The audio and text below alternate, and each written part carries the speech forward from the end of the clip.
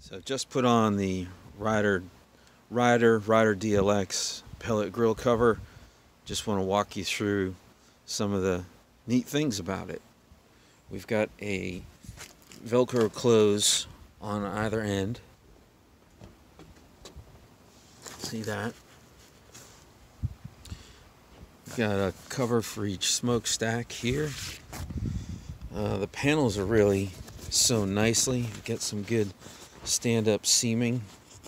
It looks like this is going to be a pretty stout cover. And then you've got these Velcro straps back here to keep everything in place.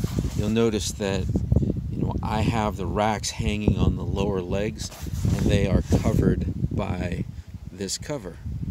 So that's my walkthrough on the Rider DLX Rider pellet grill cover.